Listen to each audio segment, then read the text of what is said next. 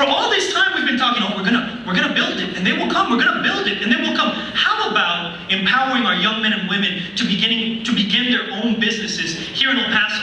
How about creating the incentives necessary to empower them to do that? I hear a lot on this campaign trail about there's no opportunity in El Paso.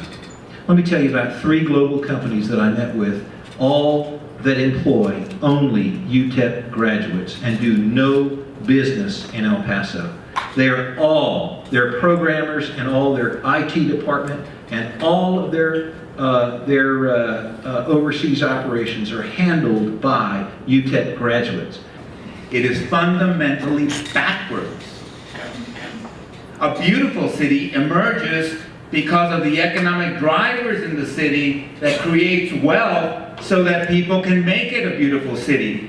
You don't steal $700 million from taxpayers to make it a beautiful city in hopes that somebody might get excited about coming to El Paso. It's fundamentally backwards. When you take a look at the history of El Paso, and Gus talked a little bit about our history of economic development, he's absolutely right.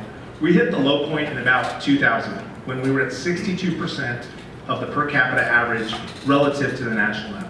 Now we're at 74% and we're moving in a positive direction.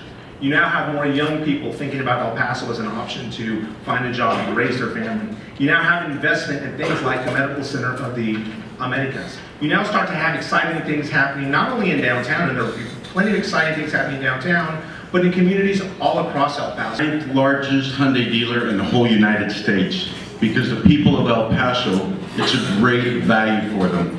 And it's not about me, it's about everybody.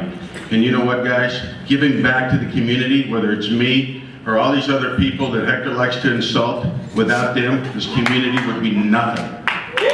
We've got to stop saying we want civic organizations to provide for us. We want somebody to do it, and we need to get out there and do it ourselves. I think the debate went well.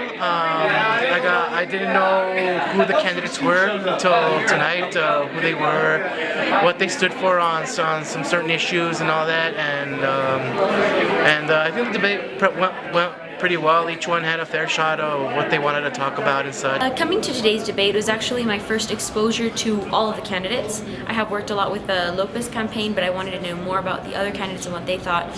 My preliminary concerns coming into the debate were mostly about, you know, each candidate's definition of progress. They've all used the word, but I wanted to know the substantive, the hows, how we're going to get there, what they mean with job creation, what they're looking at in terms of higher education, especially being a prospective student here in El Paso.